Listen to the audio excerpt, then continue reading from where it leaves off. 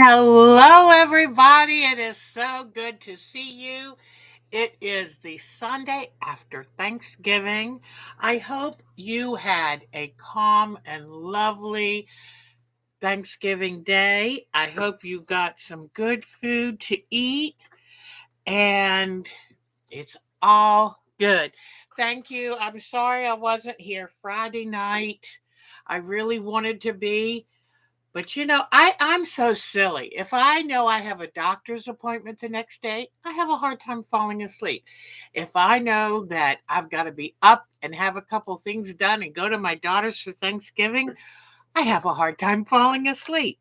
So it catches up with me. All week I had been just a little antsy and I had just gotten home from my retreat where I didn't have enough sleep. And so what it does is it sneaks up on me and usually gives me a headache.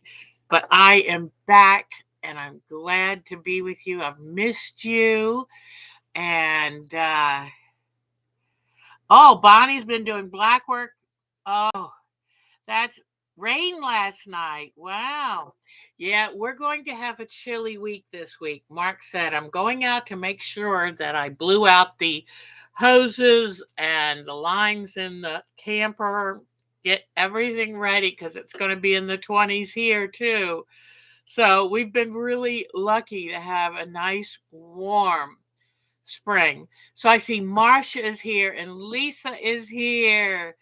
And Lisa, I finally ordered all of my fabric. I meant to get hold on a second, my hands are a little dry. I meant to get the website to show you the fabric, but I will do that next week. I'm hoping it gets in soon. Went ahead and got it from Hancock's of Paducah, yeah, I'm pretty sure it was them. And what I ended up doing, I wanted to tell y'all about this. It's like, oh, these decisions become so big for me. And I wanted to make it unique enough and do something different. And I thought I'll do it with my favorite Christmas colors of blue and silver. Well, the problem with that is I couldn't quite make it work to try to find the right basic fabric and then figure out what other yards.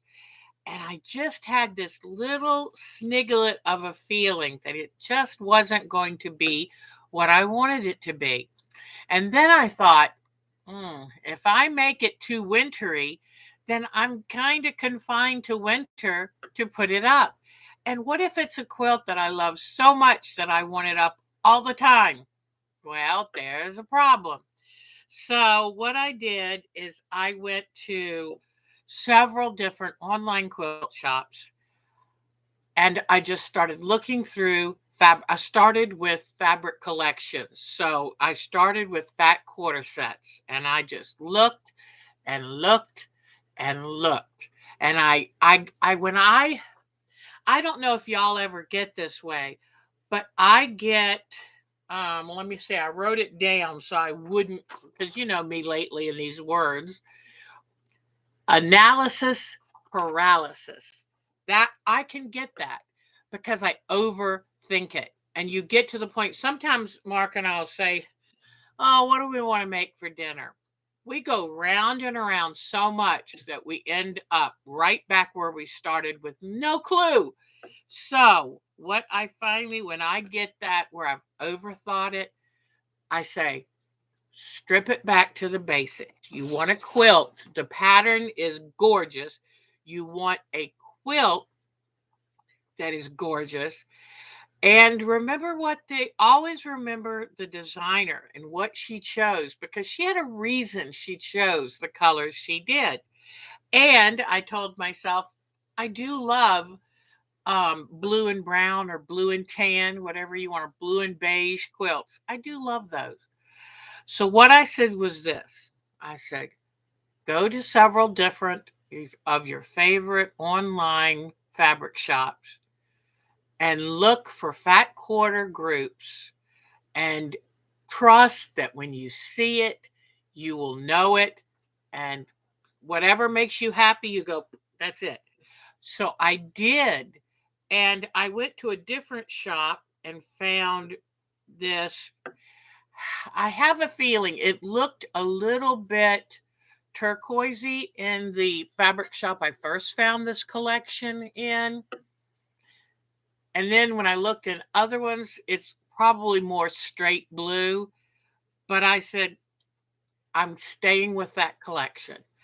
And I ended up finding at another online shop for $20 or $18 cheaper for that. It's probably 17 fat quarter bundle. And I'm like, yeah. So that was another feeling of, yes, this was meant to be.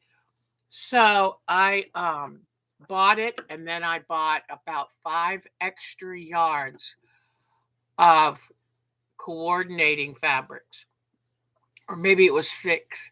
So it ended up costing me, with tax and shipping, about $139, which it's so funny.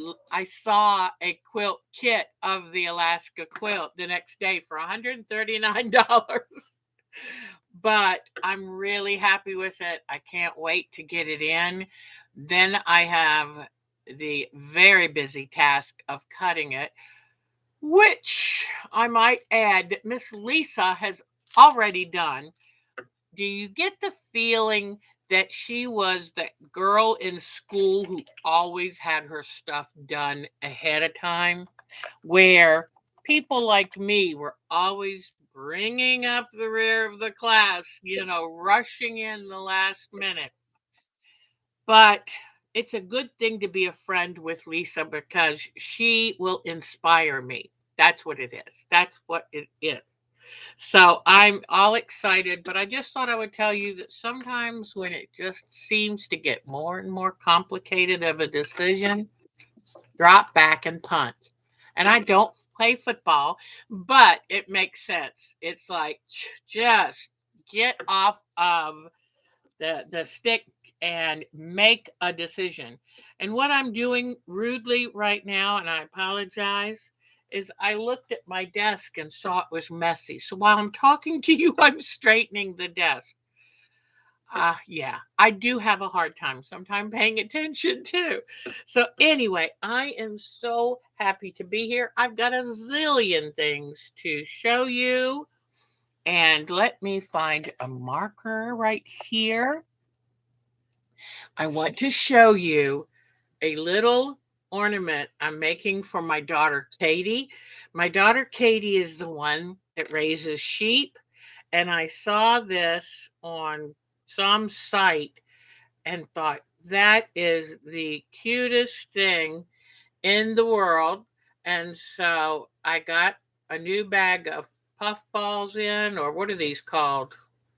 I think, there's something like little puff balls. I got a new bag of these in. I grabbed the white ones and with the special glue kind of smudged them together to make a nice sheep shape. And what I'm doing now is I took toothpicks to make the little feet. And so I'm putting black on them so they will look like a Suffolk sheep. So here is her little sheep, but I have to finish the little feet. Then you've got to give him some eyeballs. So I've got little tiny um, paste on eyes. So let me get, ooh, boy, the things I put these packages together with now are tricky. It takes a degree to open a, a package anymore. Okay, got 2 baby eyeballs out. Now my glue right here. I will bring you down to show you how I'm going to give him some life. And so here is the baby sheep.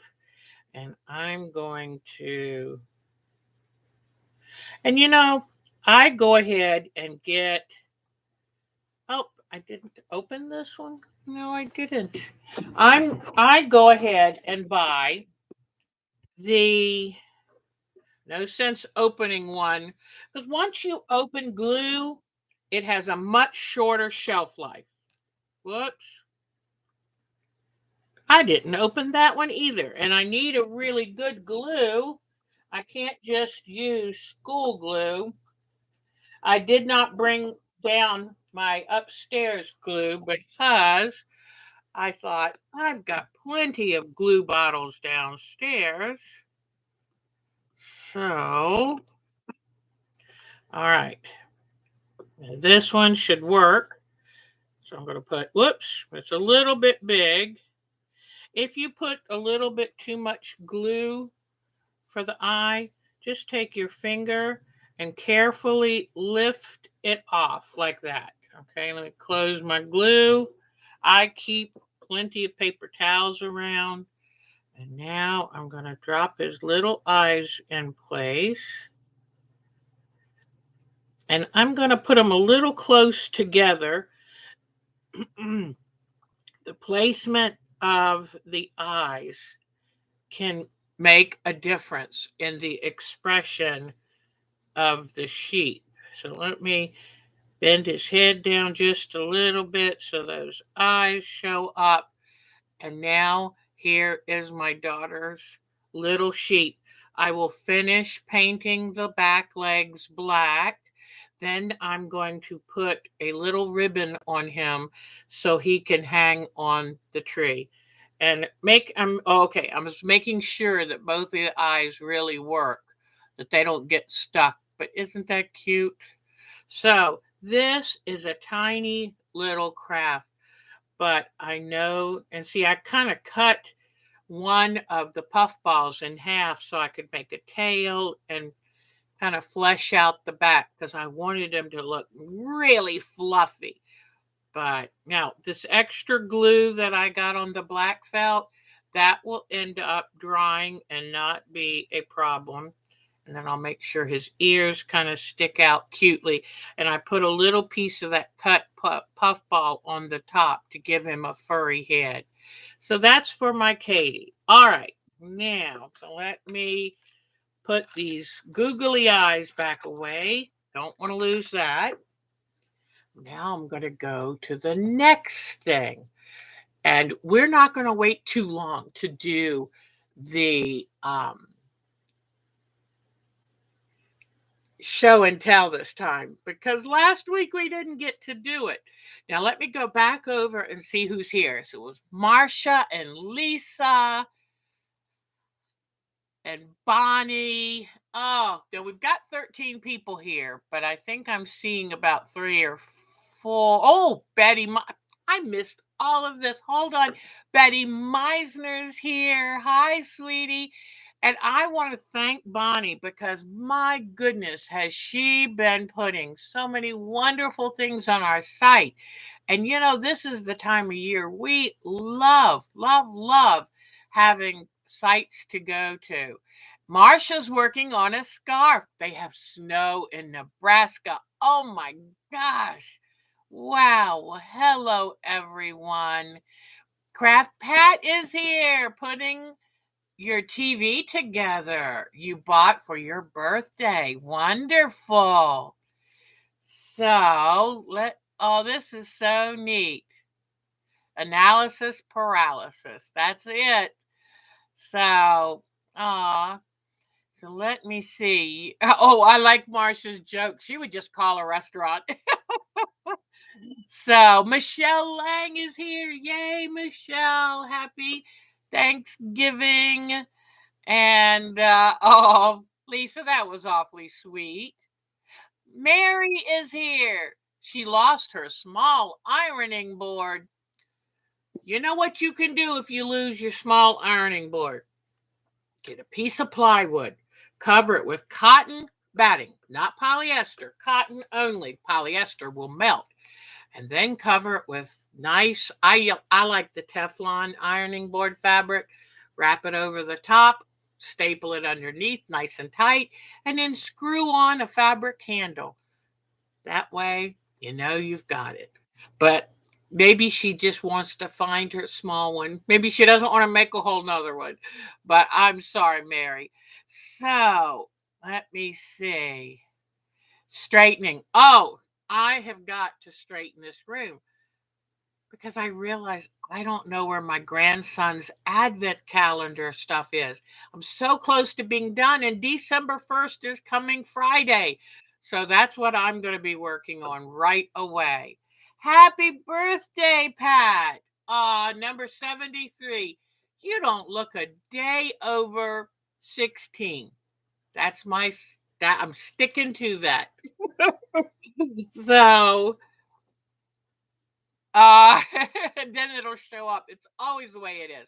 Mark always wants me, go find whatever it is I'm missing. Go find it. And I'm like, it'll turn up. It'll turn up. Oh, that's cute. That is so cute. But happy birthday, our dear Pat. Mitty is here. And then I got an email message from Cheryl Hogan. How nice to hear from her. And from, oh, now her name went right out of my head, but I answered her back. So hopefully she knows I'm thinking of her. So Betty Middleton, I just love all of y'all being here. We got Betty Meisner, Betty Middleton. This is wonderful. So happy Sunday. Happy fun day. We're going to have fun all day long.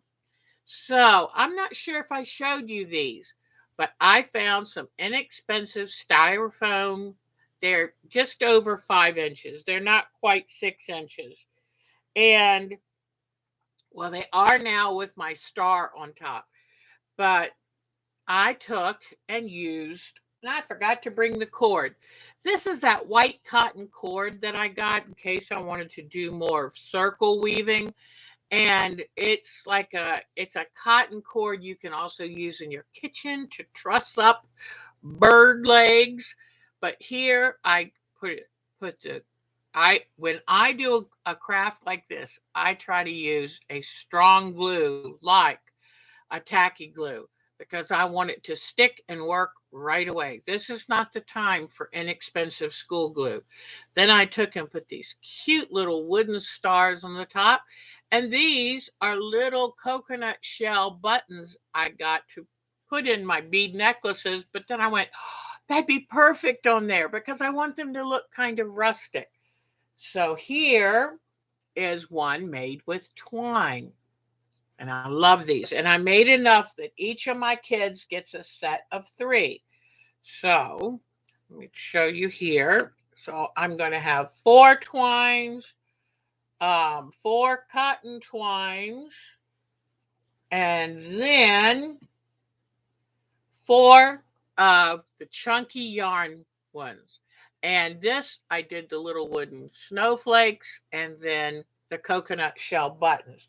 I think these are so cute. And since I started off showing you this one first, I'm going to show you a little bit of how I made it. So let me drop you back down. Boy, y'all are doing calisthenics today. Up and down and up and down. How's my little sheep doing? My little sheep is doing fine. Says it's a good day. All right. And it even stands up. It was really hard because when you're gluing the legs by pushing them into fluff, I thought, I don't know if I can make it stand up, but it does. So I have to keep that in a special place away from the others because if I put anything on it, it will be toasted. So it will be crushed. All right. So what I do is I have the little styrofoam, and I'm so glad that this is the smooth styrofoam, this is a closed cell versus the open cell that just gets dust everywhere. Oh, I'll tell you about that quilt. Yay. Yep. Happy birthday to our November birthday people. All right. So, what I do is I take and run the starter row of glue just like this. And if I find a little dented part, like right there, I put special glue in that, and I'll show you why. But I go all the way to the bottom with the glue. Now, then what I do is I take the twine, and in that special little dent right there, That's where I put the end because I don't want you to easily see where it stops and starts. And then I carefully put this right around the bottom. Now I will come back to this in just a few minutes and before the glue is dry, and I will shove that down even more. But I don't do it until I have a couple rows on because otherwise my hands will get really gluey. Okay, so I'm just going to put a couple rows of this. Now, I also glue the entire surface because I want to know that once this is glued, it's not moving anywhere. So see how I just push these rows down? Because once you sit it on a table, I don't want you to be able to see any of the styrofoam from it. So now what I do up here, now the first ones I put heavier glue on because I wanted those are going to get the most abuse. This, I just do a series of loops because I don't need a ton of glue. I just need enough that every part has some glue on it.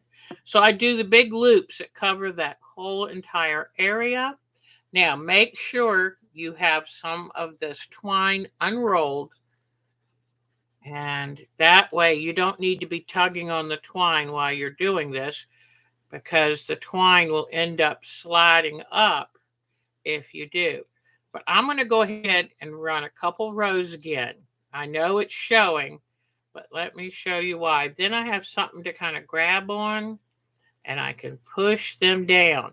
By pushing them across that glue, it also makes sure that I have plenty of glue on the string.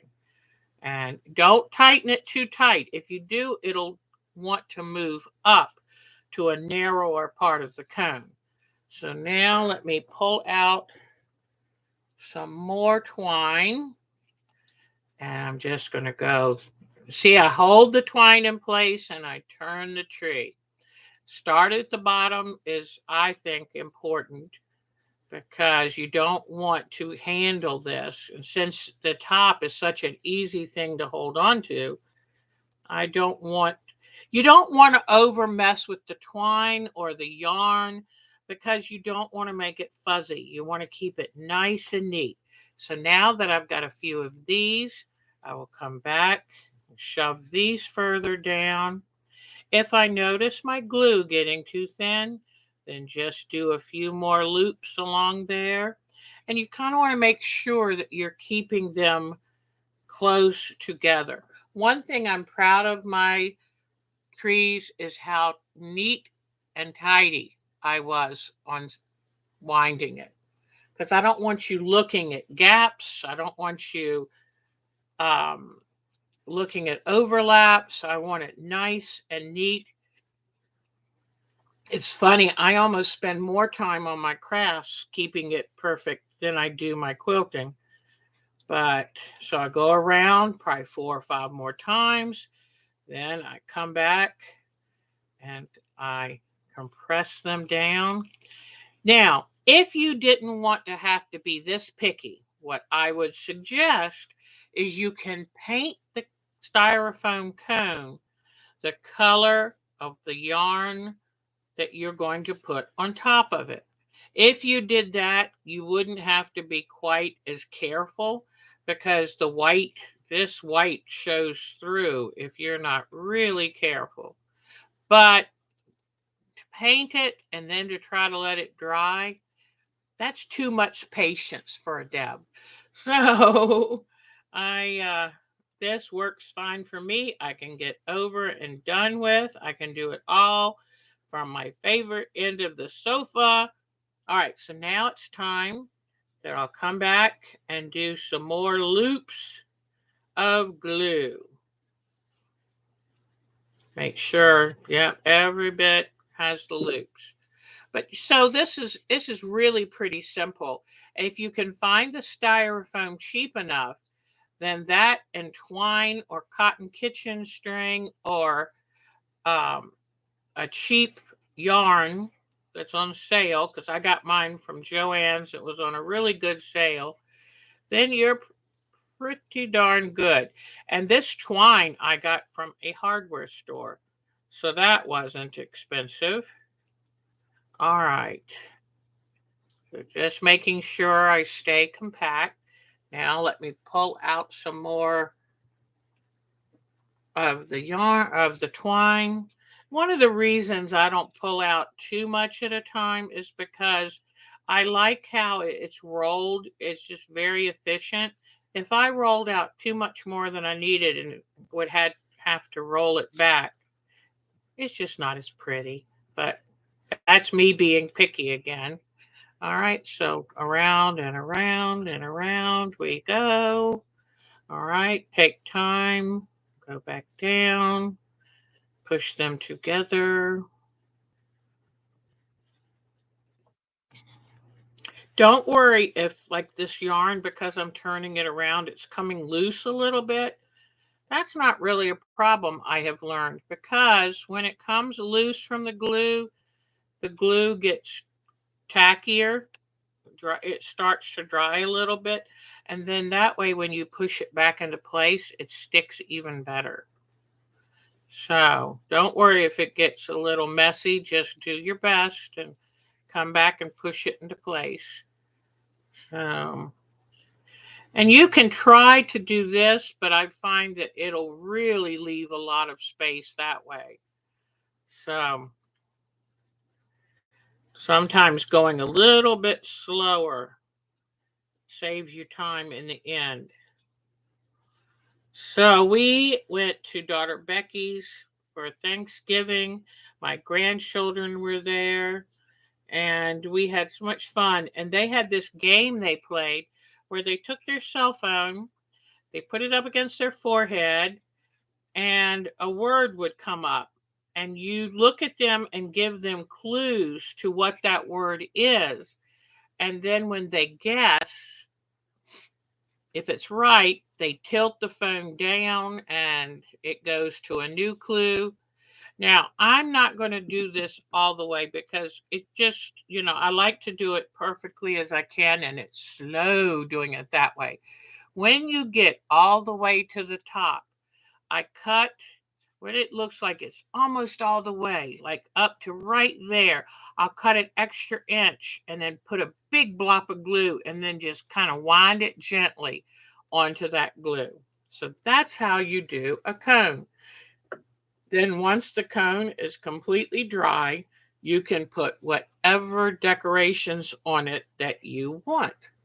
All right, so I'm going to put this cone back in the back. It'll be good. And I will let me move my other cones back out of the way. And Marcia was talking about my quilt. That's the quilt I worked on when I went to the retreat. And um, I really, really like it. It is an Angela Walters pattern that I started years ago. And I had started out by making, I don't even know how. I need to find that pattern again and see how many half square triangles I had to make. But it was a lot. And altogether, when this is finished, it's a king size quilt. And along the borders are going to be half square triangles, all 2 rows, all the way around it. So I kind of worked it up. Mark was so kind. He turned on the little space heater down here. It just got warm in here. So, and I think it's based off of a remote control. So I think I might turn it off. Once I get down here and I get the lights on and okay, hopefully I've turned it off. But once I get down here and get the iron on, the lights on, and the sewing machine on, it warms up. Get me on. So, now what was I saying? I forgot. But I was talking about those cones. Oh, the quilt. So I did sit down and Aren't they pretty? I love those. This was fabric from when Craftsy used to have this bountiful fabric seller. Really nice. And I just love it. And they're ombres, so they tend to, some of the teals are lighter than the others or darker, and it gives it, I think it has such a nice watery effect. And it's supposed to be for my bed, and it's going to be king size, and when it's done, 2,500 pieces. So it's okay that it's taking me years, but I want to get it done this winter. So hopefully, cross our fingers. All right, so I got a piece of junk mail, which I forgot to bring down here. It had a really pretty, it was cardstock weight junk mail. Oh, it does, doesn't it? In fact, you know what? I think that it might be called something like that. And but I love Angela Walters' work, and I want to make sure I get this done because she's so great. So I got this piece of junk mail in. It was cardstock weight, and it was this green. It looked like a green linen weave.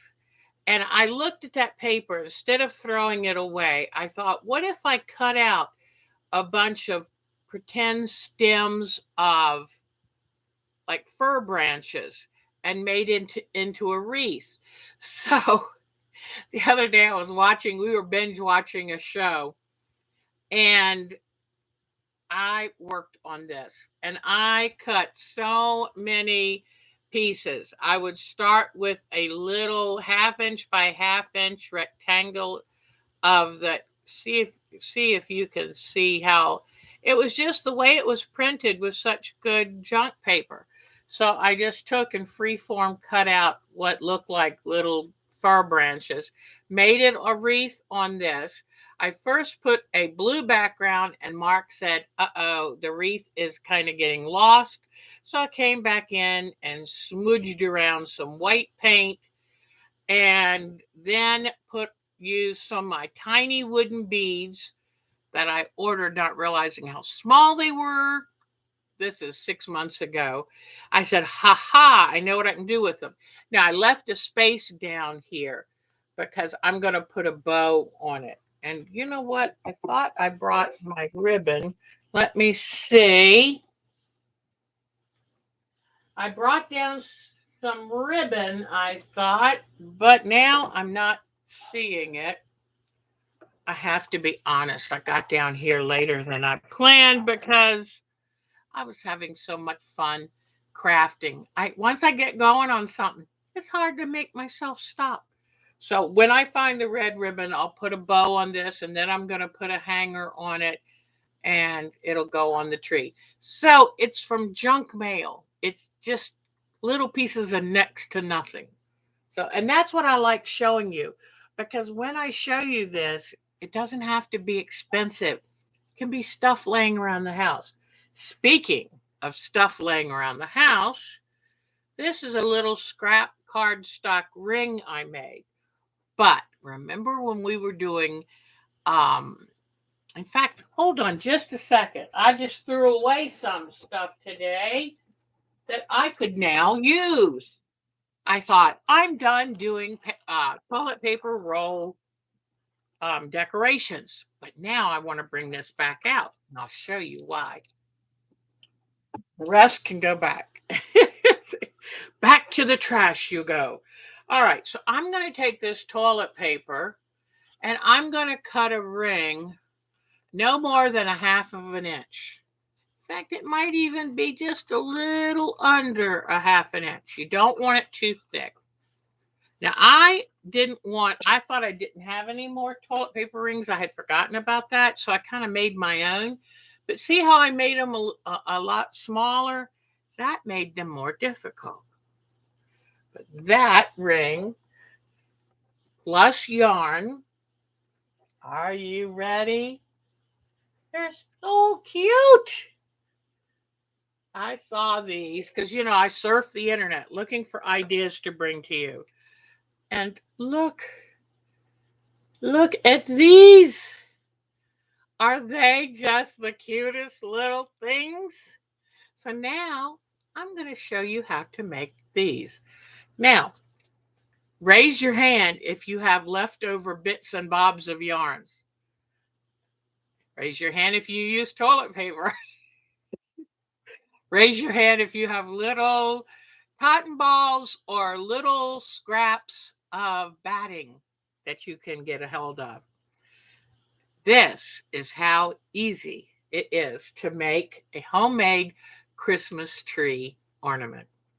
All right, now I need to find something that I can wrap this yarn around, because the easiest way to make the lengths of yarn you need is to find, I like to put it at the top. Let me put it at the top. I'm getting there. Okay, I put it at the top here and hold it, and then just wrap it about 30 times. So I've done 1, 2, 3, 4, 5. Oh boy. 6, 7, 8, 9, 10. Let me put this in that basket so it doesn't get on the floor. Okay, I've got 10, 11, 12, 13, 14, 15, 16, 17, 18, 19, 20, 21, 22, 23, 24, 25, 26, 27, 28, 29, 30, 31, 32, 33, 34, 35, 36, 37, 38. So now I'm going to do 40. 40. Okay, and since I started at the top, I'm going to end at the top, then take my scissors. You know what would be, let me get my longer scissors. And then I'm just going to come along here in the top and make a cut, making sure that it cut through all those circles of yarn. Whoops. This would help if I had my eyeglasses on. I bet you Bonnie was sitting there thinking that. Come on, Deb. You know you're going to put them on. Put them on earlier, and that way you can see. All right. So now let me, it's popped out of the basket. So I'm going to put it back in. Okay. So now when I take this off, I've got the same length of thread. All right. Now let me bring you back down here. This is my favorite time of the year, let me tell you. All right. So I take my toilet paper roll. Okay. Oh, you cutie pie. Okay. When I mention y'all's name, it's just my way of affectionately calling y'all out, saying hi. So okay. So here's what you do. You take your piece of yarn, you loop it over like this. You put it inside this ring and you pull the two end pieces through. So see how I've got it? Okay, and you do that with all of these.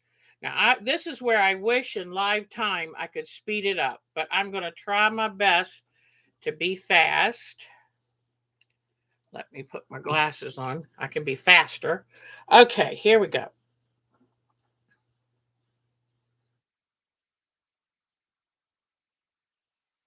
I'm going to wait until I get a group of them and then slide them over. But I want to show you this all the way. So I had fun doing these. And I told Mark, I said, are they cute? I saw when I was looking up, I saw some tutorials and make sure they're nice and snug. I saw some tutorials where you could crochet them. But you know what? I'm such a slow crocheter. It would take me 2 Christmases to be done with 10 or 12 of them. So I said, I think I can do this. I think I can. I think I can. Oh, and if I lay the tube like this, there we go. And don't worry, the ends don't have to be perfectly. I try to line them up pretty good, but they don't have to be perfect, and I'll show you why. But leave this on its side. That worked really well. Now, if you think we'll do 2 strings at a time, nope, that doesn't work. I tried it. Trust me. I was trying to find a way to make it faster. It did not work. I'm there's a slight opening right here where this tube is wound around. I'm going to take and push my yarns there so I don't have to worry about it anymore. Because that's what I was having to try to get the piece over all the time. That's ridiculous. Just making sure they stay reasonably snug. So I decided my daughter cannot handle milk protein. My granddaughter has celiac. So I decided that we had my daughter's wonderful gravy, but I wanted to come home and make some from scratch. And so I brought home some turkey bones and skin, and made my own gravy yesterday. And I put a whole onion and carrots and celery. And then Mark said, well, how about if I just grind all that up in it? So it's kind of almost a soup base, but oh, that's good. So I made enough that we put away 6 pints of gravy. And now, because we don't just whip a turkey out of the oven every day. So now I'll have it, and I told him I can use it for just about anything, like cook some quick chicken breast and then put some of that gravy on it. I can use it as a base to do like a turkey tetrazzini or something, turkey a la king. I forget which one is which, but anyway, so I'm excited about that. But my daughter's meal was delicious. Oh my goodness gracious. Her sweet potatoes were the best I've ever had. I said, I want your recipe. Because every year we try tweaking the food we eat because um, our tastes tend to change, and try to make it in some ways, I guess, more healthy too, while still having it good. So it was wonderful. And my sourdough rolls turned out beautifully this year. And I was so excited about them that I know that my daughter and my grandson, they can have it. My granddaughter can't because of her celiac disease. But so what I did, as soon as I finished making one batch of dough, I went ahead and refed my starter, so then I could turn around and make another batch the next day.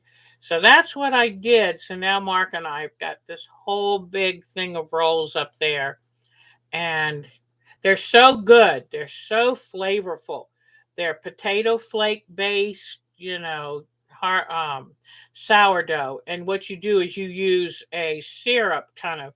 You make you make it with potato flake, sugar, and water and yeast, and then let it grow over time. And every time you refeed it, let it sit out for a good 12 hours, make the dough, and I put what's left back in the refrigerator, and I can let it sit there for a while. And then the next time I make them, bring it out and just feed it again, but I will put some rejuvenating extra yeast in it. And that way I keep this thing going for years, because I can't afford to eat bread as much as I would to try to keep that thing going all the time. But I do love that recipe, and I have had it now for 30 plus years. And there have been 2 or 3 times I've had to restart it. And of course, if you leave it in the refrigerator and you haven't touched it in months, you definitely want to make sure to check for any kind of mold growth. And if it has it, then um, put it away and start it again. But the flavor comes from that yeast syrup that it basically is. And when you start it again, it takes a couple months for you to really get that flavor back. But oh boy, it's been dreamy. I have really enjoyed it. Now I know I'm going to keep it going because I've got another daughter coming for a visit in 2 weeks, and then my son and his family were coming for a visit in a month. So I'll be making it again. That's just it's a family favorite, and we do love it. So okay, I have entered it into county fairs, and oh man, every time it gets first place. So it's never won grand champion, but if I were still entering it, maybe there'd be a chance. I don't know. But for any of you who are curious about it, you can type in on your search engine potato flake sourdough, and it is yummy. And I think there are people who make pancake batter with it. I mean, there's just all kinds of things you can do with it. You could probably make a cake with it, but I'm not telling you to do that because I don't know. I've never done it. All right. I think I'm just about filled up. So, what I have done here. Oh, yeah, Mary. Isn't that the best? Isn't that the best? Okay. Now, I come in here. Here we go.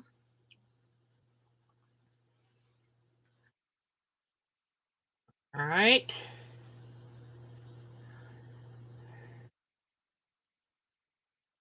There we go. Oh, and so some of y'all, I've been suffering with sciatica for the last almost year. The exercises, the tightening of the glutes and holding them for 10 seconds at a time, as many times during the day as you can think of it. There's many the trying to tighten your very lowest part of your stomach. That has been working really good. It was so amazing to be able to go to my retreat and do walk the quarter mile between the sewing room and the cabin. So I highly recommend it. I'm able to stand up straight now without pain. So who would have known that just two simple exercises could have given me my mobility back so well? All right. So this is the last string, but I need to do one more thing. I wanted to fill this up pretty good. So now I was showing Mark. I said, "Do you know what I'm making?" He said, "A grass skirt." I said, "That Vicky Robles. That's who I was thinking of earlier." Is I was so tickled to see Vicky Robles. So hi, sweetie. It was nice. I was telling them I wrote to you. All right. Now, what I'm going to do with this one I just cut is I'm going to wrap it as if I'm going to make a knot. I'm going to wrap it 3 whole times. All right. 3 times. And then I'm just going to lay it down here. Okay. And then I'm going to pick this back up. This is just the toilet paper roll and the lengths of the ribbon. And so now it's on this part that was a toilet paper roll. And here it's like 3 inches beyond. So altogether, maybe these were 8 inch long yarns. And so what I'm doing is just making sure they're pretty straight and smooth, like this. Then I'm going to grab them right here. To keep them together, I'm just going to give them a gentle twist. Then I'm going to shove them through the ring like this. Okay. Then once I get them through the ring, then shove them down a little bit more, turning that double, it's like a little loose hitch knot, pushing that to the inside. You don't need to see that. Okay? Push it to the inside. Now, and take the time to really push the little knots, I guess, for want of a better word, to the inside. Sometimes you can take two and pull the tail ends to get them through. All right. And then just kind of straighten them because the straighter they are, the more realistic this looks. Okay, so I'm pulling them through like this. Now I'm going to take and bunch these up here, put them through that loop in that 3 knotted piece of yarn. Put them through, make sure everything's through. Whoops, there's one trying to sneak out. Don't let any of them sneak out. But I'm trying not to move my hand around too much because I want them to stay neat and tidy. Then this is why it's important now that I have the 3 loops on this. Now you could do 2 loops. I do 3 because when I tighten this down, I want it to stay. So you decide about how big do you want the top of that hat to be. And that looks right there, looks pretty good. And by the time I tighten it down, it'll go down just a touch more. So, oh, pull it tight. And the nice thing about doing the 3 strands is it stays tight. I'm going to do one more knot just to make sure it doesn't come undone. Then I'm just going to go around, make sure it's reasonably straight and together. Then I'm going to grab this in my hand between these fingers, and with very sharp scissors, I'm going to come and trim it even. And this will make the puff ball on the top.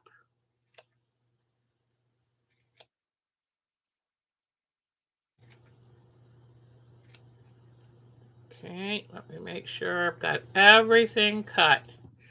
And then look at it, and if you need to even off the puff ball a little bit more, you can. So now what I'm going to do is take one of my tissues because I didn't have a piece of my batting. But you take, what I like to do is take my batting scraps, put a scrap inside this, and there you go. And yes, you can make these into garland. You would love this. Put them on, wherever along your kitchen cabinets or your mantle or on your tree. But is that the cutest? So now, and if you get good at this, you can cut different size yarn pieces from multiple colors and try to make it look like it's knitted. But here are my cute little ornaments. Now this one looks bigger because the toilet paper roll was bigger. You can make your own, but I gotta tell you, this is a lot easier to get all that stuff through. But it's entirely which size you want to do it. And this is, let me tell you, this was a 4.5 inch piece of cardstock, and it's lapped over almost a 1/2 inch. So this is what I did the little ones with. This I just cut off a toilet paper roll, and I gotta tell you, that's plenty easy. It uses more yarn, but otherwise you're good. All right, so that's one of our babies today. And Katie's sheep is still doing well here. So, okay. Yes, I wear a lot of hats, don't I? So now we've got those. We've got the sheep. We've got the junk paper ornament. That's where I got this wonderful green paper. And I have gone back and put a dry brush gold on it. So we've done that. We've done the cones that are right back there. We're moving along really good. Now I'm going to show you this, but I'm not going to do a demo of this until I've had more practice. What this is about those dot mandalas. And so I'm just still learning. And so next week, I will give you a demonstration of dot painting. But let me show you the very first one. I just did a little bit on top of this ornament. This ornament has some paints that were dribbled in stripes down the side. and it went around the side. And I would take and do 1 or 2 colors at a time and let it drip all the way around, then try to let it dry, and then put a couple more stripes of paint colors. Then, when I thought it was all dry, I put white for the openings. But look what it ended up doing. It wasn't fully dry, and every time I added a new paint, it would soften it up. But isn't that pretty? So then what I did is I used some new tools I'm going to show you and some metallic acrylic paint, and I did a little started practicing the dot mandala form. So I'm going to have a lid on this, and then this one, put a ribbon and stuff. It's done. This one is done. This is what I made on my own, just junk packaging styrofoam with skewers stuck into it on top of a bed of paper towels, so that I could then, what I've done with these, this is going to be the mandala. I've run the paint inside and moved it to cover everything inside, then put it on these, let the excess paint run out and let it dry. And I love this color. I'm excited to see what mandala to have, what colors to have on that one. Now, here was something I tried putting, I had a little Christmas design card thing, and I put white paint in this ornament, rolled it all around. Then I thought, I wonder if I can put that paper inside along the back so that the paint will hold it. It didn't work out well.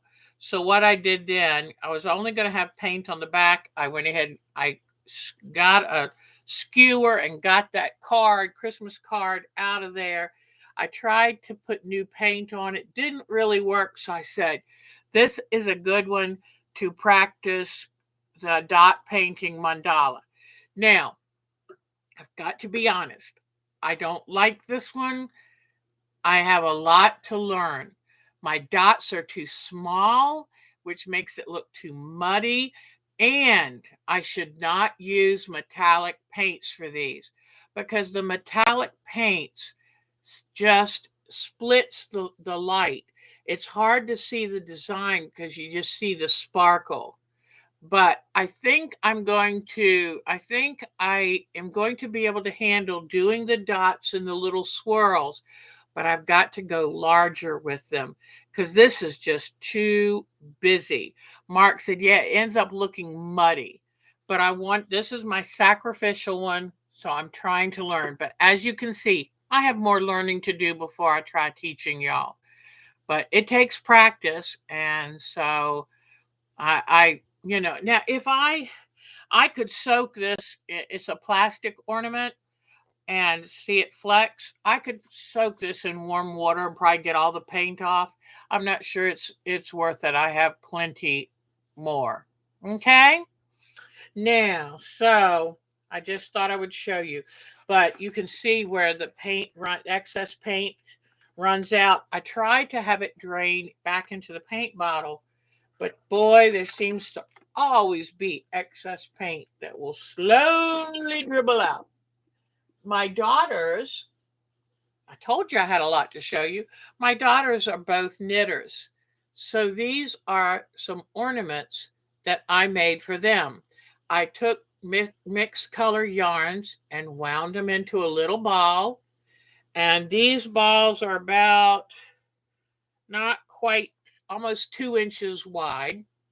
Then I took toothpicks and glued into the ball, and then those tiny little beads I put on the end of the sticks. So here are their little ornaments, and then I'll find a way to hang them. I also took some glue in my hand and just kind of patted it on the yarn so they won't come undone. But I thought these are cute things for knitters. All righty. Then I told you I've been busy. I took my air dry clay, I rolled it out. I used a cookie cutter. I bought a star cookie cutter and an you know what? How would I do a crochet? I guess I could pretend the hook is in the thing, but I got to figure that out.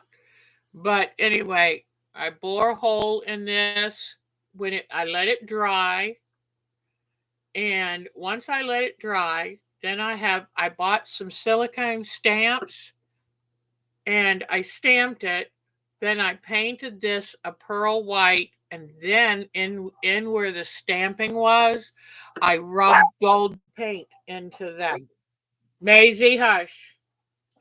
Here is another one. It says Happy Holidays. Now, a couple of these, I rolled them out a bit too thin. So one of the tips broke off, like right here. So what I did is I just glued a piece of paper on it and coated it with paint, and those will stay with me. But it don't feel like you've ruined it. This one says Merry Christmas. This one says Merry and Bright. So I think this is really cute. So, but what I've learned, do not make them too thin. They're too fragile when they're too thin. So what I was going to show you is I forgot to bring down my, totally forgot to bring down my cookie cutters, but I've got my stamps. And at first I thought I should put the stamps on little pieces of wood, but you know what? Now, yeah, you work on it, hun, and then that way you can tell me how do we make it look like a crochet hook. So I guess it would be thinner. Thicker. You might have to put two. And this is Crayola air dry clay, inexpensive, easy to work with. It's not as fine as some of those out there. I mean, there are some that dry to look more like porcelain or real clay. But, and then this is the roller I use for my polymer clays, but it works really good for this. Let me bring it down a little bit more. And so, mainly what you do with this clay is you try to roll it, you soften it with your hands. You don't want it to split on the edges, okay? So, and then you put it down so you work it good so that you've built back up the elasticity. Now, one thing you can't do with this brand of air dry clay, if you let it, I keep mine wrapped in plastic inside the plastic container because it says do not add water to the container and then store it because I have a feeling it would make mold.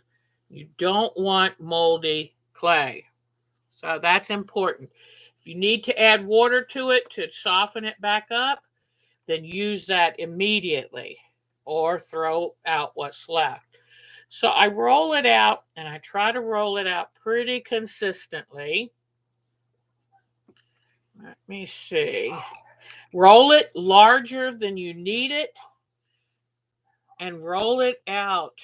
Like this edge started to get too thin. Don't change directions because that helps keep it pretty even. Okay. All right. Now, sometimes I pick it up because feeling it, I can decide if it will be consistent. Okay. So now roll it out. And any holiday, you could do a five-pointed star for Judaism, just whatever holiday. I love all holidays. I'm a holiday lover. Now, I have a can I cut apart. Woo! Be careful, Deb. Okay. Let me see if I can use this to make a round shape cutter. I do like the cookie cutter now because you get it a lot more even. All right, so now, and I was very careful because I didn't want to, I was trying something, cutting a can to make an ornament, and Mark said, no, don't, I wouldn't work. He said, if you cut yourself, so I thought, yeah, he's right. That stuff is pretty sharp. So now I'm just going to go around, make sure that, let me put this back away because this stuff, it should never sit out, not a moment longer than it must, than you have to, because I've had this for 3 years and I've still kept it pretty soft. And I've got a whole nother one that I need to open. So I'm going to make a lot of these because I love it. Makes me so happy to carry these with me. And if I see someone do some act of kindness, I will hand them one. And it just makes me happy.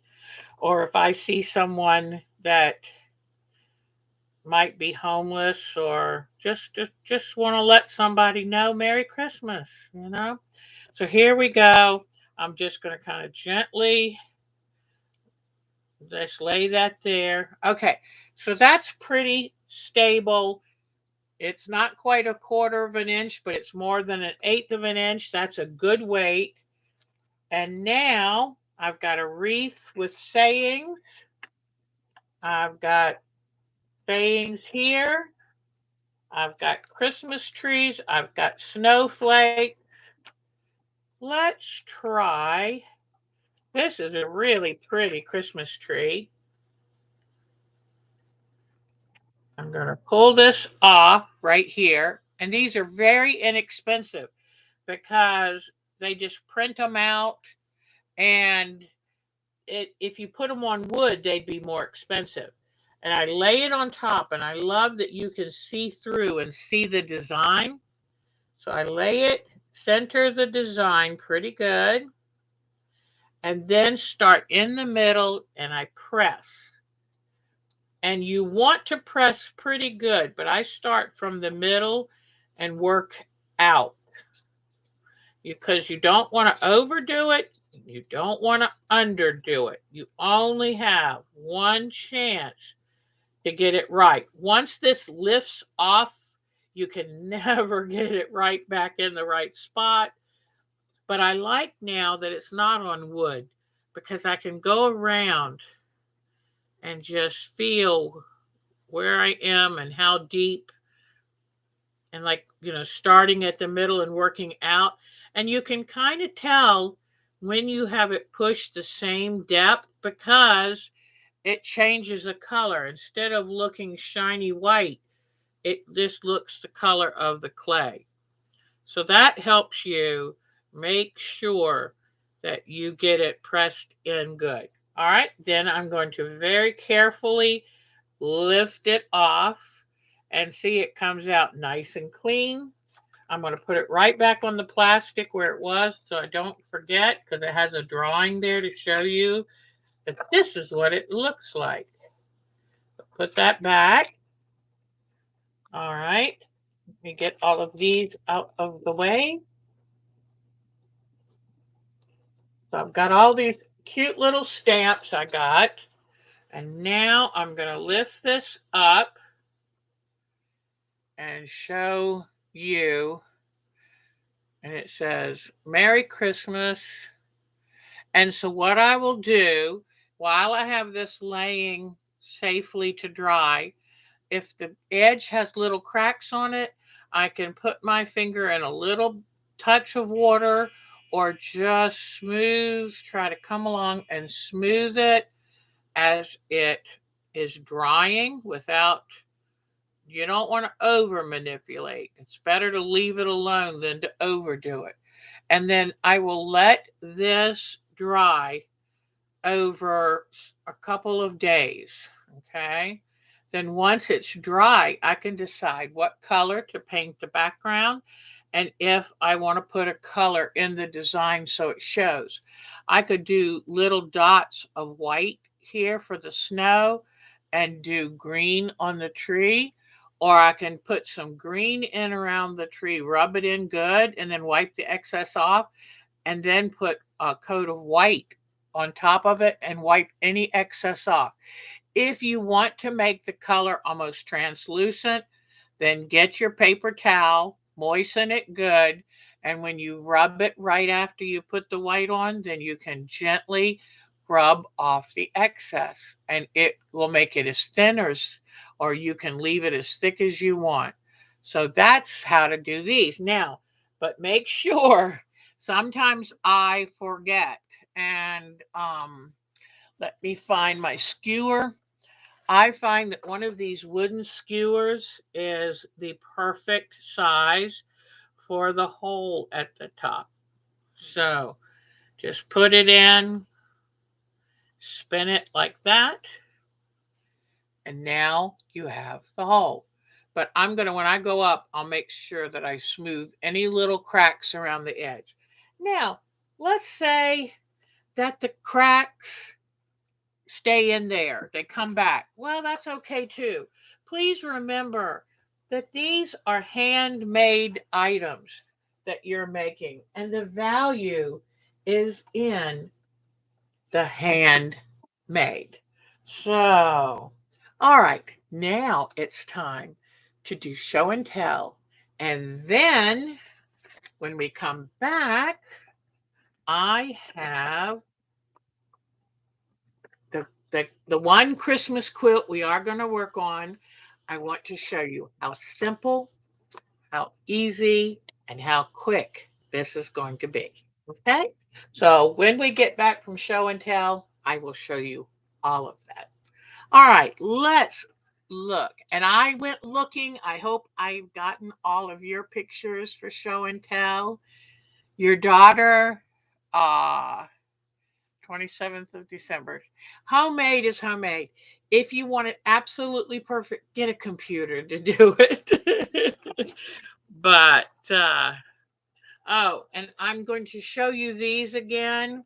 These are the, these are the, um, hold on. I know what they are. Job's Tear. Job's Tears beads.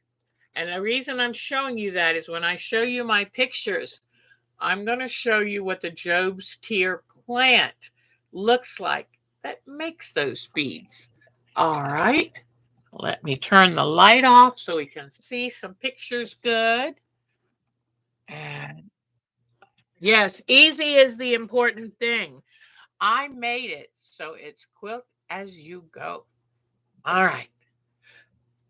So, and I'll tell you where you can get the original, and then I, on our site, I have the one that I kind of did a little redesign on. Okay, here we go.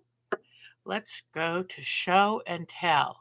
This time of year, I told Mark I wanted to try to get the majority of my Christmas ornaments done this week because then I want to start cleaning and decorating the house. I've got a daughter who's going to be here in 2 weeks, and then I'm going to have a son and his children and wife here in a month. So I've got a limited amount of time and a more limited amount of energy.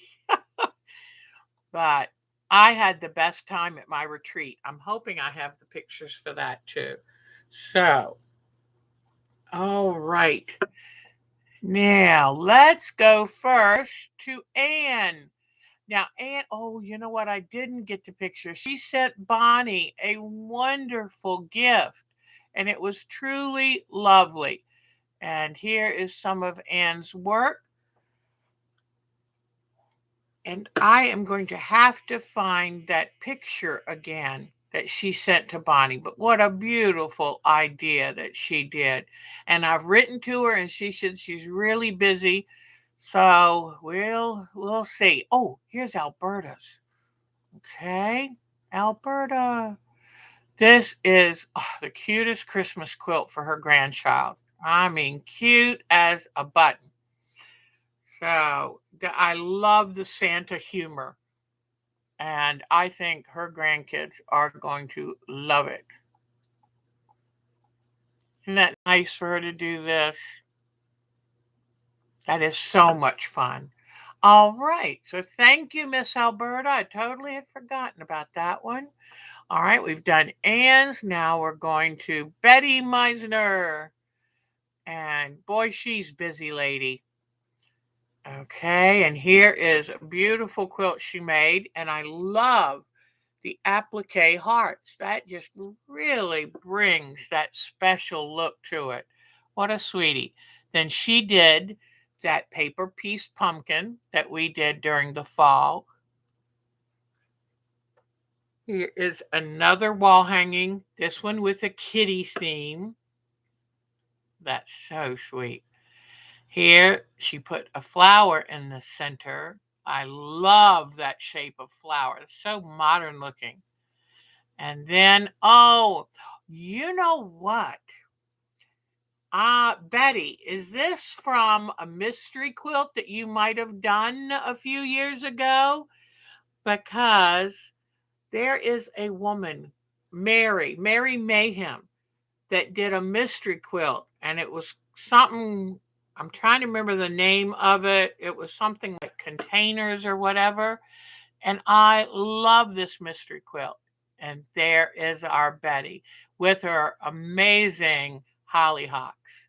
Thank you to your daughter for taking that picture. Okay.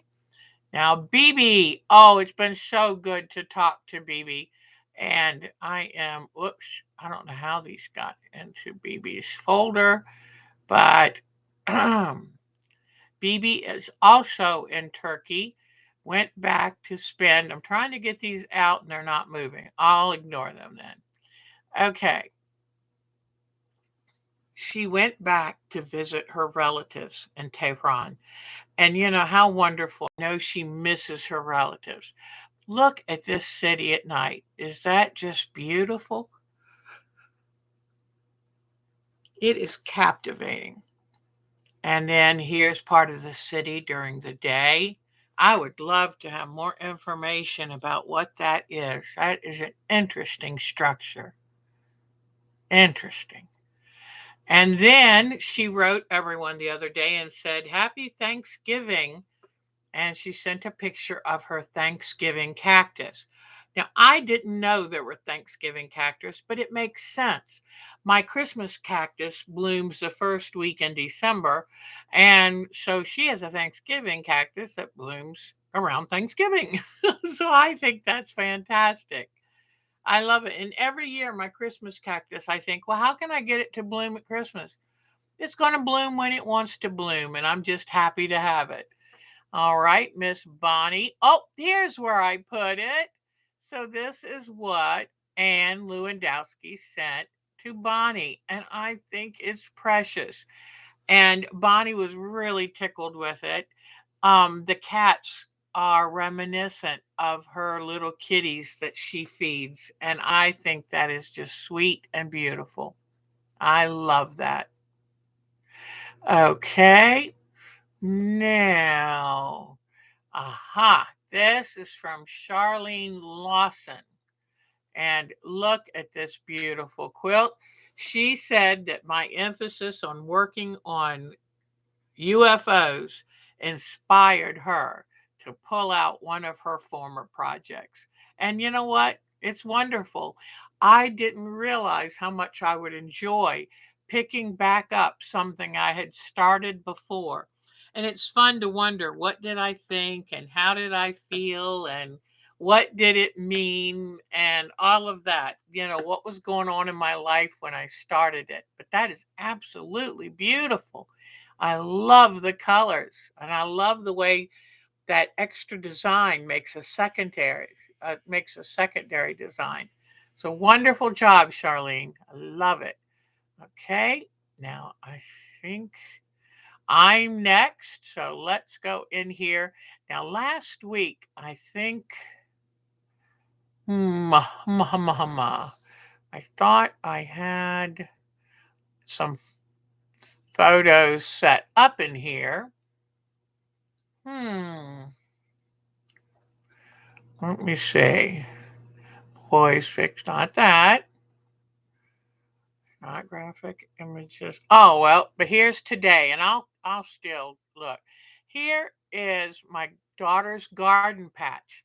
And this is what Job's tears look like when they're growing.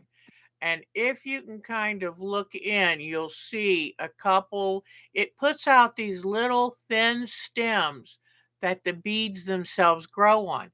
And that's how they have a natural hole all the way through them because they grow onto a little stem and it goes up through the bead and back out the other side. So that's what a Job's tear plant looks like. It's in the grass family. All right. Now let's see. My blue dahlia I gave to my daughter, and I love seeing that she has it hanging on the wall. That just makes me happy. There's that. Here is my daughter Becky and Mark and I on Thanksgiving Day. Then here Mark and I with my grandson Evan, my granddaughter Charlie. We had the best day. It was wonderful. And Evan's the one that's in the marching band. And we're so proud of him. Here's the second picture with Mark and my daughter. Here is our feast. This is a wonderful cranberry salad we've had since they were just little things. And the turkey, the dark and the light. Here's a pan of my rolls and some corn. Evan heated up the corn. I wanted to give him credit. My daughter's gravy, a huge pot of mashed potatoes, sweet potatoes, and stuffing and green beans. So, oh man, it was the best. Her her dressing, it's not really stuffing, it's dressing. Her dressing was delicious and crunchy, and those sweet potatoes were heaven. Then my daughter went out to the Winston-Salem Symphony yesterday for a concert, and there she is. I was so proud of her. Then she and the kids went and picked out a tree that she said was wonky and over big, but the kids wanted it. She loves it. I think that is fantastic. I love it. So she's already got her tree up. Goodness gracious. And there she is. They were making pomanders with oranges and cloves. I can't show you the one Charlie made because she made hers into unusual scenes. Can't show those. But you know, teenagers, they always have a sense of humor. So I'm trying to think of where my last week's pictures. Sunday, January. No, no, no. Because I have pictures of the retreat. Hmm. Don't forget that this week we are going to start on our art quilt Thursdays, where I'm going to show you the grandson's portrait quilt finished. Then we're going to start on how to make a house art quilt. Your own house, a friend's house. How do we draw the pattern? How do we choose the fabrics? So you need to start by getting the photograph that you want of the house you want to make. So don't forget, wait till you see a house idea that Miss Mary has. It's cute as a button. Just don't take a shower in that house. That's all I'm going to say. So there is the house quilt. I was wondering, hold on just a second. I'm just wondering what I did with the pictures from the retreat, and I'm not seeing them. It wouldn't be in this one. Nope, nope, nope. Okay. Well, new space. Yeah, that just means new space videos or pictures. Okay. That's the only place I really know to look. So now we're going to go to Debbie. I am so excited to show. I love Debbie's photo. And this is Chloe, her new baby, who is sweet as can be. Look at that face. Isn't that beautiful? And then here's a beautiful fall quilt Debbie has hanging in her stairway. Isn't that gorgeous? And I love the way she's decorated for fall. All of this. So, Debbie, when you get all your Christmas stuff put up, I want to see that too, because you have a real eye for decorating. Then Diana's yeah, this is our last of Diana's sewing adventures. The art quilt she made for her son. Just beautiful. Then let's see. There's nothing better than having your child want one of your works of art. It just feels so good. Here is Miss Dolores, who does the best pet portraits I've ever seen. And she puts tufts of, I want to know how she puts the tufts of fur in their ears and in their whiskers. Those eyes are stunning. So, way to go, Miss Dolores. She is a professional artist, so she's outstanding. Okay, then Miss Jody just wants to let you know that she did spot Bigfoot. So I find that fascinating. I'm not sure I believe her, but anyway, it's what she said. So, and then Miss Joni, I love these. She first sent the Dresden Dahlia, and that is gorgeous. And then don't forget her handmade fabric scrap roping. I love it. And then look at her cute turkey placemat. Isn't that the cutest? I love it. And she just used the same Dresden fan template and made a turkey from it. I love that. Okay, let's see. Miss Mary. Let's see. Oh, these are so cute. This is the back of one of her quilts, I think. I mean, that is amazing. I've always wanted to piece a back, but it's everything I can do to finish the front. And here's her kitty, and look at how she did the thread work to give it a puffy tail and puffy whiskers. I love it. And here is a granny square quilt that she actually finished. I love it. Beautiful. And look at this. Isn't that beautiful? That looks like a block of the month. And I'm sure she told me what the name of it was. Here is the curves. Ah, that's right. The cat is on the curves quilt. Oh gosh, a year or two ago we made um I forgot now what we called them. But isn't that cute? I just love it. So she does such good work and there's such joy in her work. We really love it. So that's Mary's. Then Marsha Hun she had sent us her fall decorations, which are gorgeous. I love that. And in fact, I said, I hope you won't mind, but I copied her garland to make it because I love it. Then this is the quilt that was in the background over her mantle, and it is exquisite. And it's from her childhood home. Isn't that wonderful? And then here is a pumpkin holiday fall quilt of hers. And I love that she took and made more of the garland pieces and put a magnet in them so they would stick to her metal doors. I love that. Okay, now let's see. Melanie. Okay, Melanie, has been busy. She said she couldn't be here today because I think they're going to see an ice hockey game. And I'm sorry if I'm wrong with that one. Hold on 1 second, please. Okay. It's warm down here, and I wanted to make sure I had really turned off that heater. Turn my fan up. That feels good. Okay. But she said she'll be thinking of us. She was all ready to come Friday night and I canceled. I felt bad for it. There's a tumbler quilt. Okay. So now let's see who.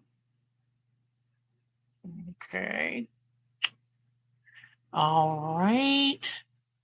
Um, let me see.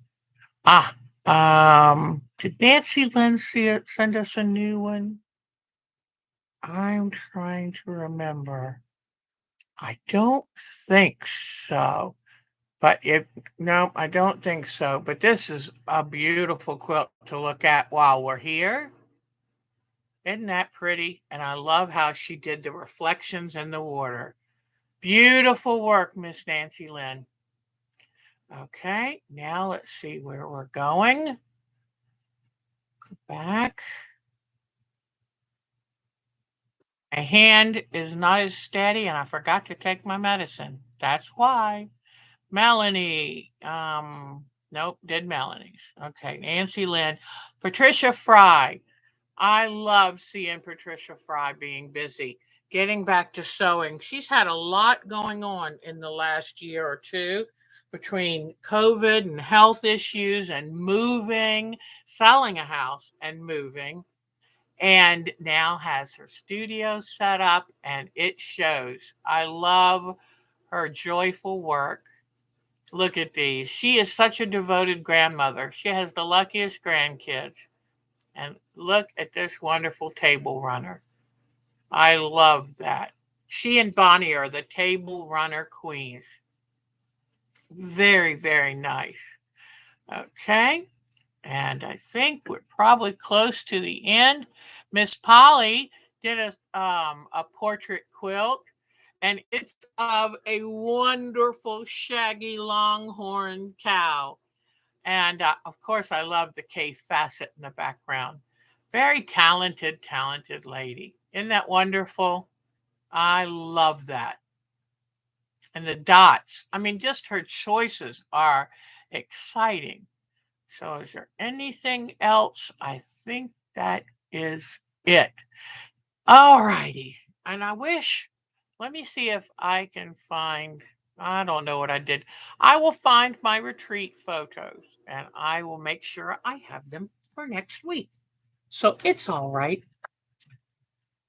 I sometimes get worried about forgetting something and then I tell myself, Deb, you have next week. It's all right.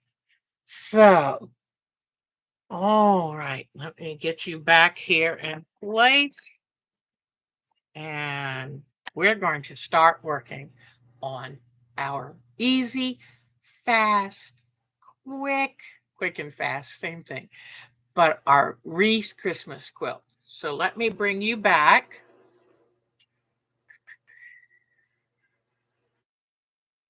There we are. Yay. Oh, Mary, you're such a dear. You're very welcome.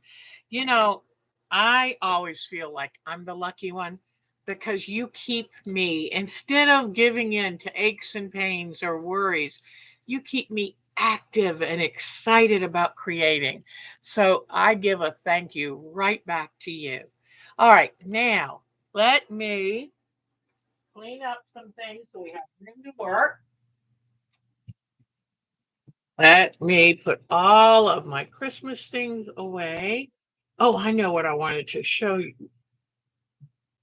I wanted to show you that from Amazon, I found some dot painting things for $6.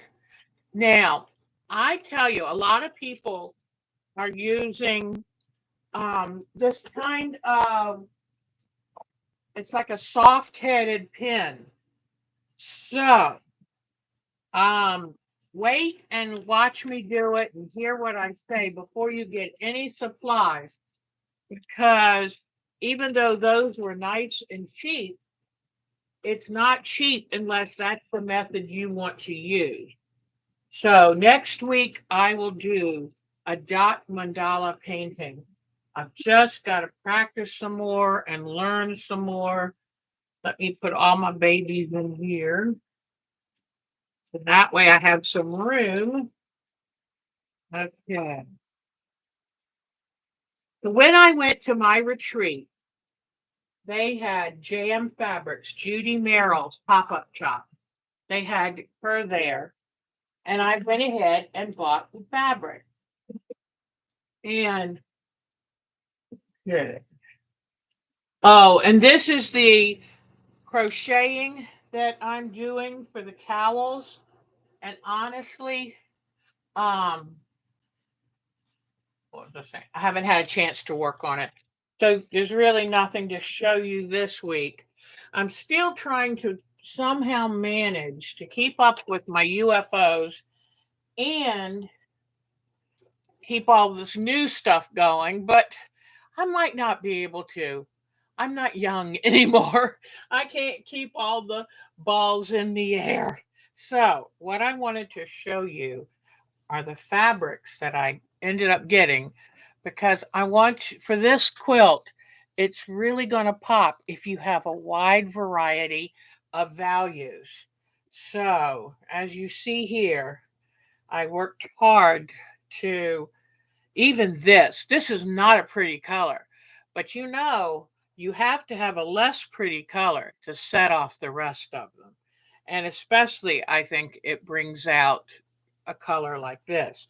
So here are the fabrics that I did.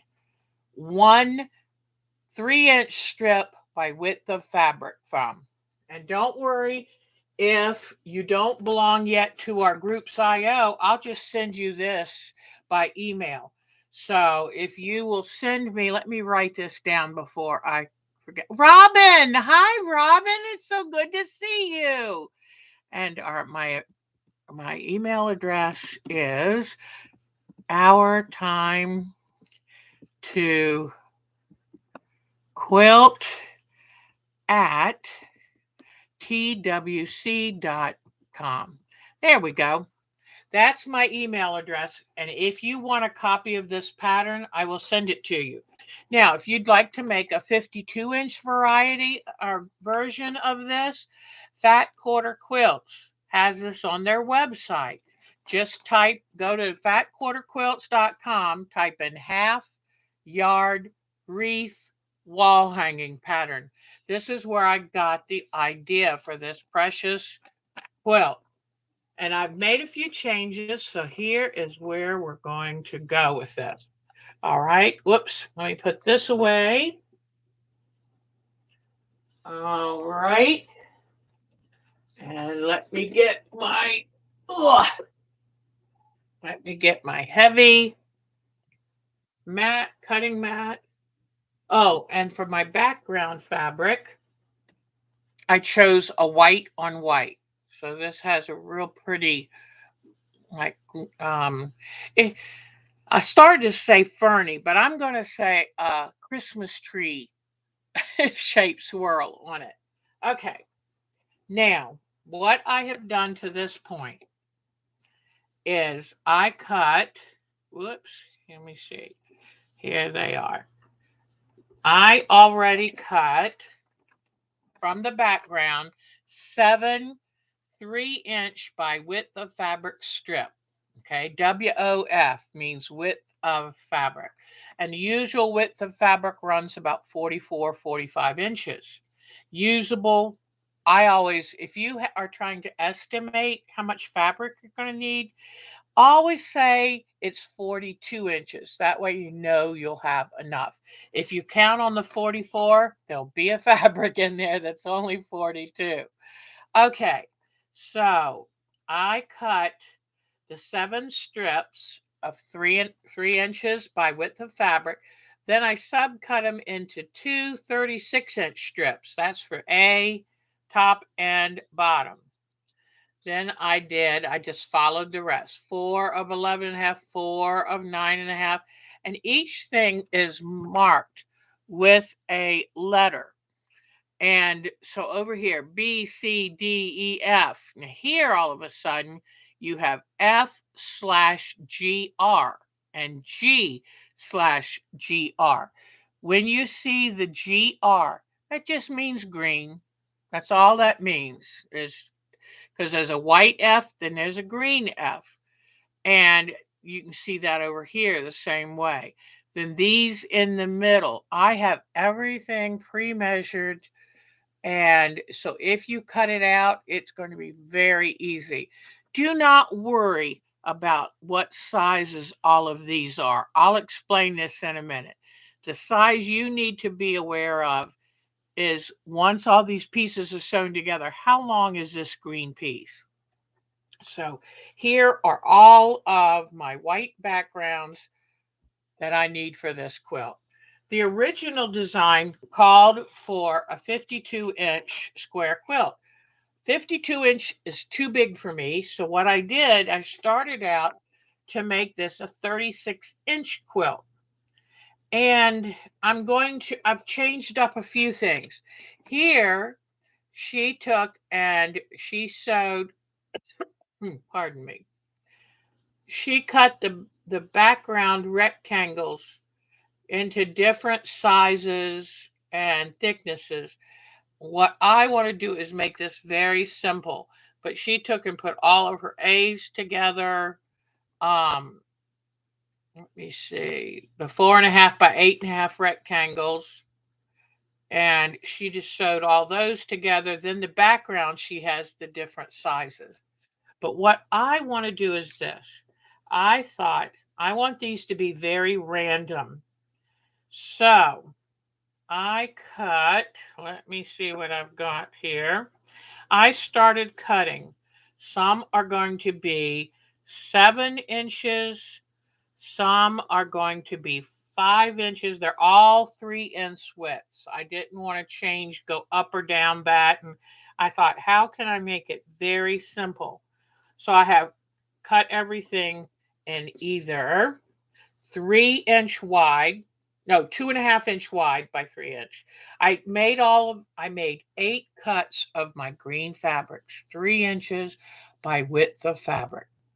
Very simple. 3 by width. Then I started cutting them in 3 different sizes: 2.5, 5, and 7, because I want to make sure that it has a scrappy look. So here are some more 5-inch. Here's some more 2.5-inch, and another 7-inch. And then I'm just going to pile these up.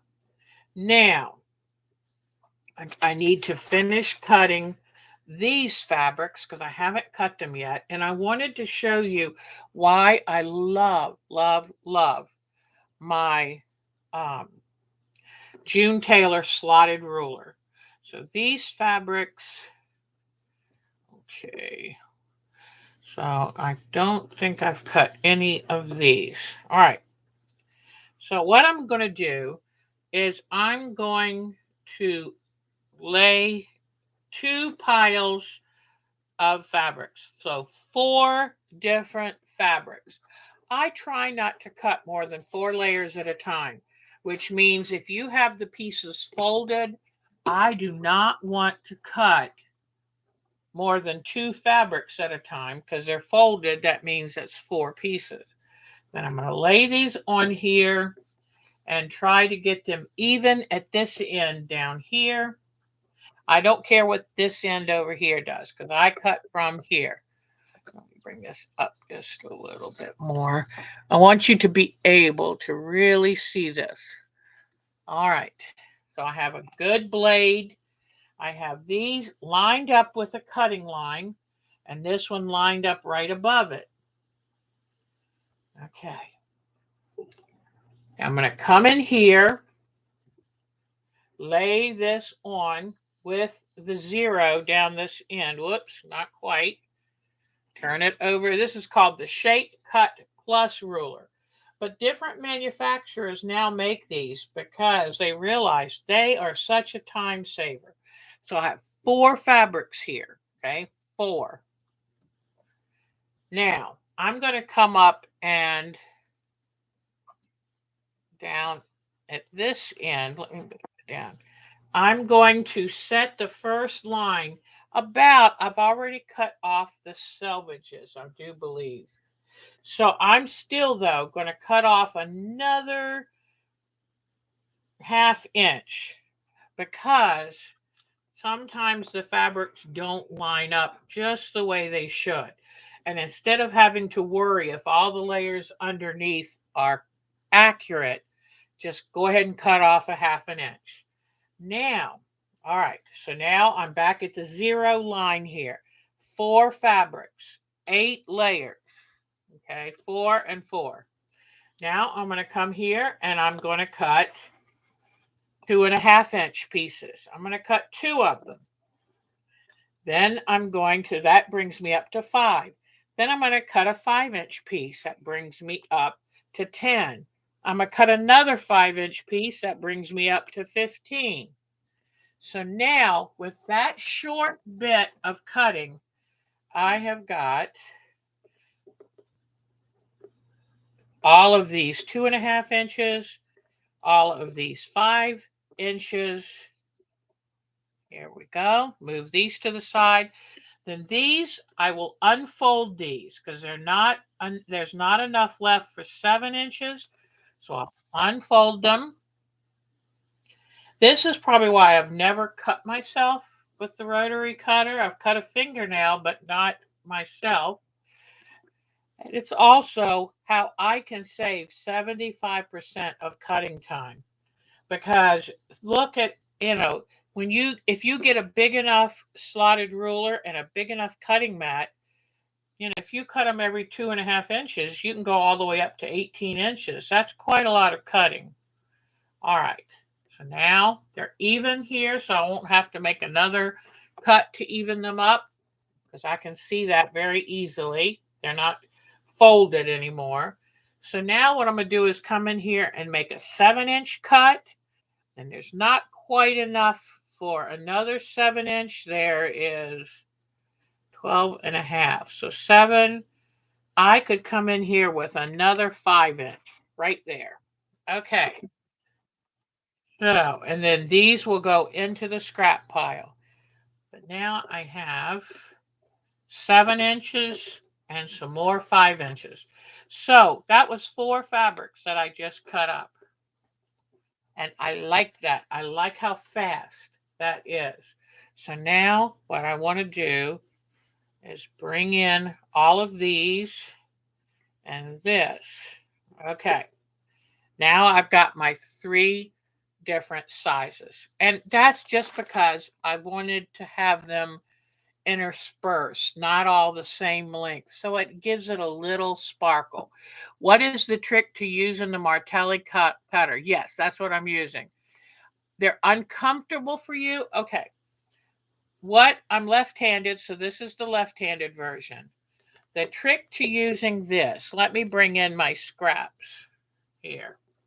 The trick to using a Martelli cutter, is that it normally is closed like that. And before I cut, I just open it. Because some people try to open it as they cut, but then you don't start cutting right from the beginning. And the main thing is to put your finger on the top of here, and it can't be cut. This is nice heavy plastic. And then hold the handle like this. When you hold it in the right position, your arm and wrist are all in an alignment. Look at this. They're all in a line. And so then it's just a matter of, it takes such little pressure to cut all your cuts. And that's what I love. I also can sit down and cut because I have some damage to my back, and this is so much nicer to be able to sit and cut. So it's just a matter of putting your finger on top, putting your thumb. They have a little place for a thumb, but mine usually rests down here. You're far enough away from the blade, and then you just push across. So it keeps your arms straight. Then soon as you finish cutting, there you go. You just drop this back into place. All right, so I love this. This has changed my life. It truly has. I had carpal tunnel so bad, and This has allowed me to just do anything. All righty. So now we've done that cutting. So I'm going to come in here. And what I'm going to do is make several long strips. And I'm going to make several long strips because I really thought about this and thought, how do I do this? I got to move this mat. That's a heavy, sturdy mat. Okay. So I'm going to start with, there we go. If I had the time, I would segregate these to the different colors so that I didn't have to search through every time, but I didn't. I'm just going to put these, line these edges up. I'm in here at 1/4 of an inch and stitch. Now I did a 5-inch and a 2-inch, and now I'm going to do a 7-inch and a 5-inch. I'm just making sure I sew different ones together. And then I'll figure out when I'm just going to assembly line sew them. What we're going to do, okay, let me see. Okay.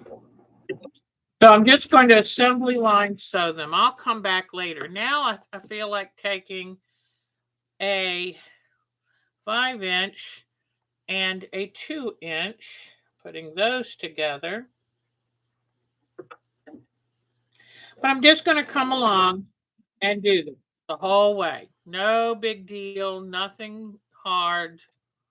Just grab and go. And like I said, you needed 8 strips. So if you have 6 different greens, then just cut one extra of each of 2. If you need 6 strips by width of fabric, and then you come in here and you start mixing them up. And if you want to be careful, like if you want your lighter pieces of the wreath to be in a certain area, then if you want to lay it out, that's fine with me. But in my case, I just need to get this done, or else it won't be on my wall for Christmas. So I'm just going to come in here and I'm going to stitch all these pieces together. Then when I get all the pieces stitched together, then I'm going to take them and place them in long lines and try not to have any colors that kind of, you know, um, that I don't want the colors to be repeated too much. So I'm going to make sure I have them mixed up. And some colors that I'm putting together, I normally never would, but I'm trusting the scrappy method to work. So I'm not going to worry. So I'll put all these together. Then I will come and alternate with 7, making sure that the sizes are all alternated, colors are all alternated. And I might make maybe 3 big long strips of these pieces. Ah, you're trusting us. Yes, you can trust me. And so you're going to make these long strips. Then you're going to come back. And then you're going to, right here. So when you've sewn them all random, then you're going to cut them into 2 17-inch, 2 22-inch, 2 24-inch, 4 11.5-inch, and 4 10-inch. Because once they're all sewn together, then what is this size? And if you look for A, where is A? F, G, oops, not A, I mean B. Oh, B is up here.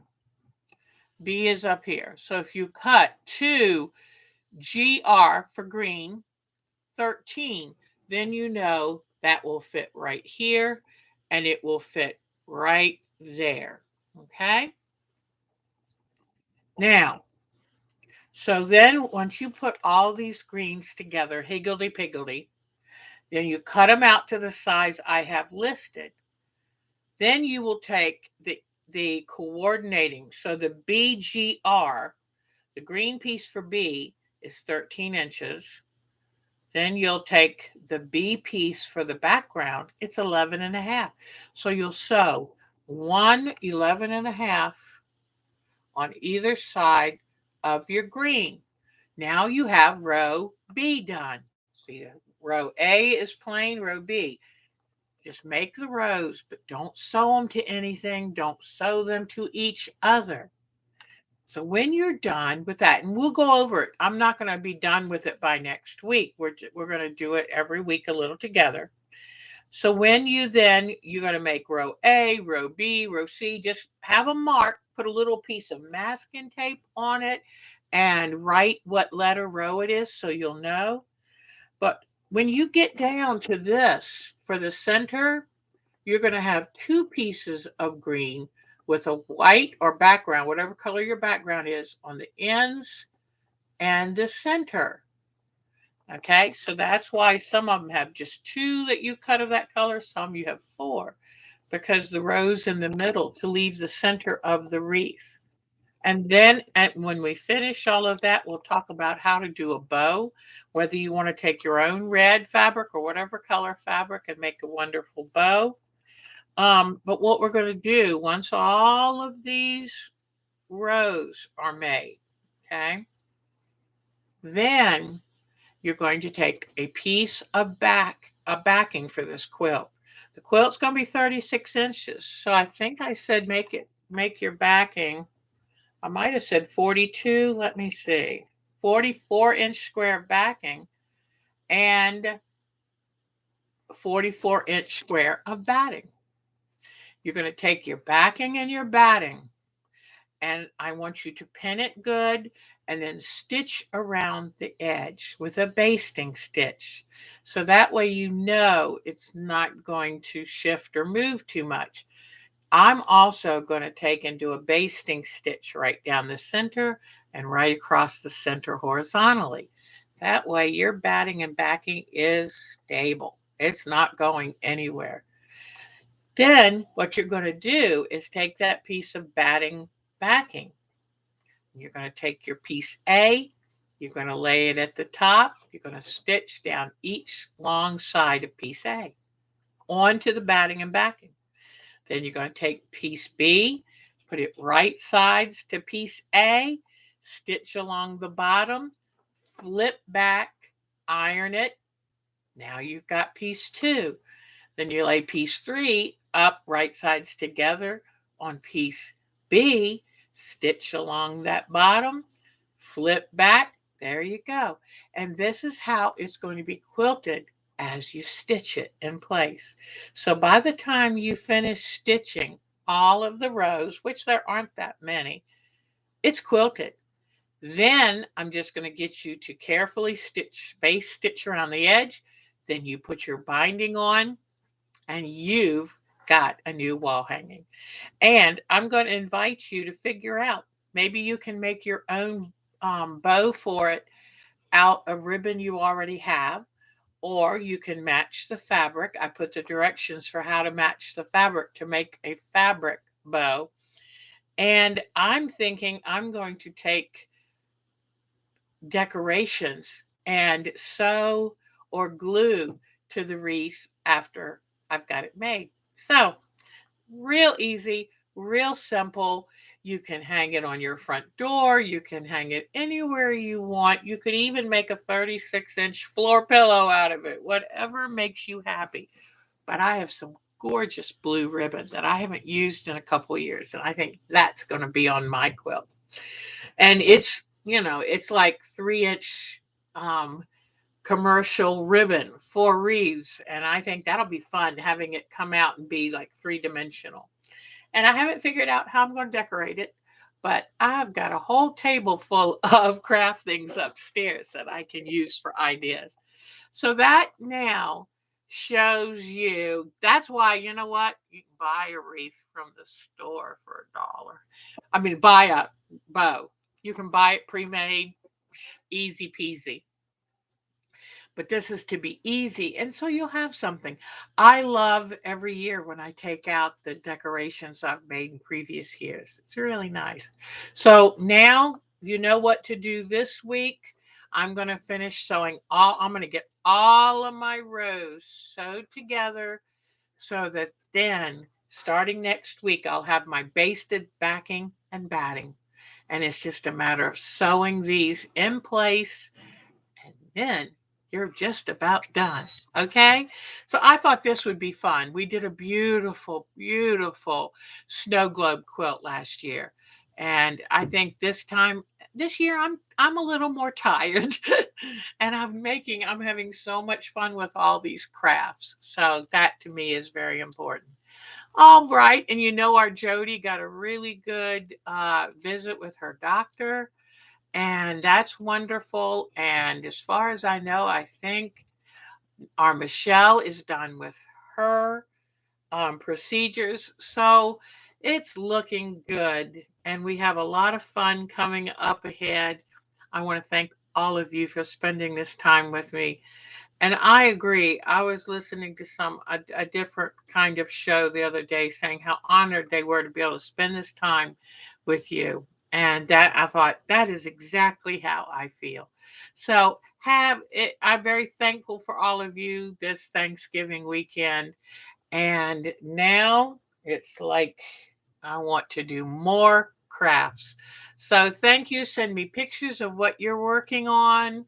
I should take a picture of my messy table up there with I've always done this. When I used to cook the big meal for Thanksgiving and Christmas, I would take all of the different ingredients and lay it on the counter. And so it's fun for me to look at all that stuff that I'm going to work on, but also be thinking about me because I need to find those. I need to find those advent calendars for my grandson. Shame on them. All right, everybody, take good care. Do something special just for you. I love you to bits and thank you. Thank you. Oh, very good. Mary is sewing her green bits together. Yay. So once you have the greens together, cut the right length and then have them in the strips with the white on them, then we'll be ready for the next step.